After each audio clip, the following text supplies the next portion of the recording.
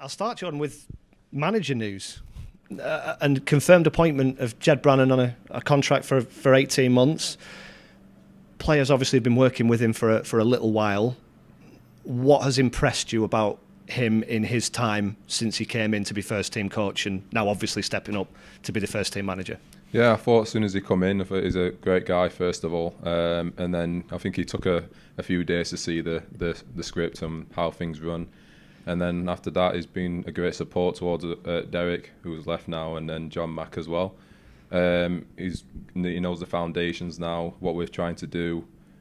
So yes, I think it's a great appointment, and we thought it was a no-brainer for us as players. When Derek left, we didn't know he was going to take the position, and then when he said that, I'm looking to take the job, then we just thought, yeah, of course, why not? Like someone who knows the club, he knows what we've been doing. We obviously, besides Saturday, we've had a good season so far. So we just hopefully take that forward now and get back on track. Is that an important balance?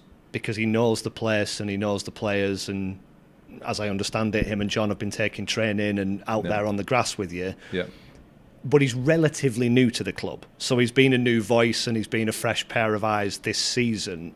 Is that a good mix for you as players? Yeah, of course. There was when the gaffer that Derek was here before, Jed and Mac would take the sessions on their own sometimes, and Derek would just sit on the side and watch. They did take a lot even when Derek was here, so there's not much difference in our behalf. Obviously, it's a big miss with the gaffer's presence not being here, but he's moved on now. We have to move on, and we just need to get behind Jed now and get back on track. Do you think you'll see a different side of his character and his personality with him being number one? I think time will tell. I think some managers do that, and some managers just stay the way they are. As the person we know him to be, I don't think he'll change much. It's a job that he's going to have to be He's going to have to be a different person to when before Derek was here. But no, I think he'll just be himself, put his input in, but not change too much because I don't think it's broken. Is it important that it's been resolved quite quickly and there isn't uncertainty about it now? Definitely, yeah. We wanted it sorted as soon as possible, really. We didn't want it lingering around for weeks and weeks, like who's in charge and stuff. But now we've got a bit of stability. We know Jed's in charge for the next 18 months.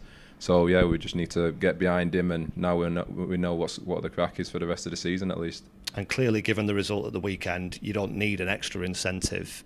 But with a home game coming on a Tuesday night in front of your supporters here, how much of an opportunity is that to show that what happened at the weekend isn't what this group or the new manager's about? Absolutely. I think obviously besides the weekend before that, you could see how well we was doing. Like, it's just obviously a freak day. It was embarrassing for us, and obviously we embarrassed the fans. So we know that it's great. Football's great because we've played Saturday. That's happened. We can now put it right tomorrow night at home to Newport. Is that quite quickly in your mind?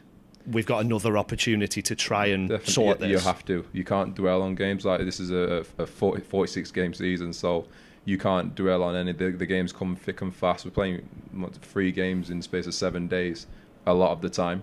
So if even we win, lose, draw, you can't dwell. The game, as soon as that whistle's gone after 90 minutes, it's on to the next one. There's no real time to dwell. There's no real time to celebrate when you win. It's the next, because nothing's won in November. How hard is it to learn from mistakes and improve areas that need to be improved without doing what you just said, sort of dwelling on it and getting bogged down on that bad performance? I think it's just put down to professionalism. That's what we've done our whole careers. Everyone loses games, everyone wins games, and it's about how you bounce back, especially from losses, big losses like on Saturday. It's how you bounce back, and we know we have to react because the fans have been great with us all season, so we owe them massively tomorrow night. As an experienced player in this group, in this changing room, yeah, there's a lot of younger guys in there who might not have had this experience of having to bounce back and having to come back, certainly not from a first team, game of men's football. Yeah. Is that something that you experienced guys can help with? Is it a yes, talk 100%. about it consciously, or is it a lead by example thing? It's kind of a lead by example. We have to, me, Jan, Faz, all the older lads. Like we've been there, done that. We know we have to, kind of anchor the dressing room. We've got a lot of young lads, so we have to, be around them. Again, they've not been through stuff like this before, so they're full of energy. They've done amazing this year. But sometimes they might need telling on the pitch. We need coaching, not just from the staff, but when we're on the pitch, it's just us.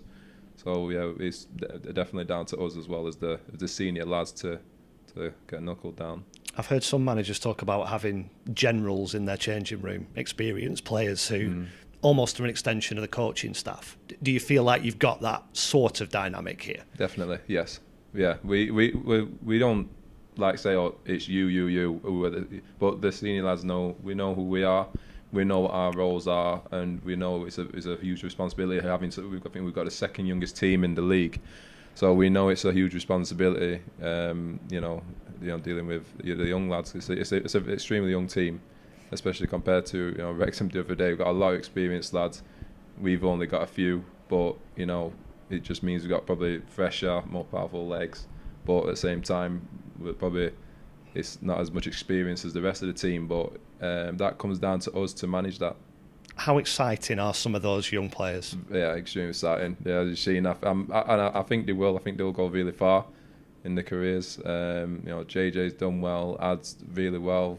Blocko's started every game, I think, in the league. Yeah, they've all done fantastic. But yeah, the mental side of football, they'll learn that along the way. They're only still 19, 20s, I think they are. They're still babies. So I think, and they come to me. I'm pretty sure they go to Jan and Faz, for just advice and and small things, if even. You mentioned the fans a couple of times. It's been widely established in the last couple of seasons that the numbers have increased here at the Mazuma. Season ticket sales, atmosphere.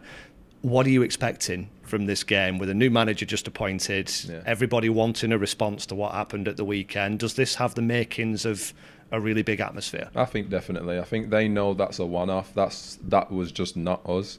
And they've been fantastic all year, especially here as well. Like the place has been bouncing all year. I think we're still undefeated in the league here. We're undefeated, so I think they'll come out in the numbers again, and we'll give them a performance to be proud of. How much can that be a deciding factor? Just being here and having your fans, 4,000 of them. There's no football without them. It's as simple as that. There's no football without the fans. It's not. It'd be like, I don't know, like playing in the park or something. It wouldn't be the same. The fans make football, so we can't stress how important they are to this club. And I suppose the weekend results in League Two sort of sum up what League Two is like. You went to a Wrexham team who just lost an unbeaten run, heavily, but Newport County beat Stockport, who were on a record equaling winning run. It's a horrible cliche that everybody can beat everybody, but does it show that anything can happen? Absolutely, yeah. Anything can happen in this league. That can happen. Stuff like that can happen. We don't want to be on the end of a 6-0 loss, but it can happen. But the only main thing you can do is just bounce back, like you said. Who was it? Who beat Stockport again? Newport beat Stockport. So you wouldn't have said that before the game started. You'd always have Stockport, but in this league, anyone can beat anyone. And just finally, you've kind of touched upon it, but how important is it that, like Wrexham responded, that you're the team that's doing the responding on Tuesday night? Absolutely. We I'm pretty sure Newport will come here and know that we've been on a 6-0 thumping, and they know they're going to be in for it tomorrow night straight from the off, because we have no choice. We have to react, and that's our job. Get money for your old phone, MazumaMobile.com.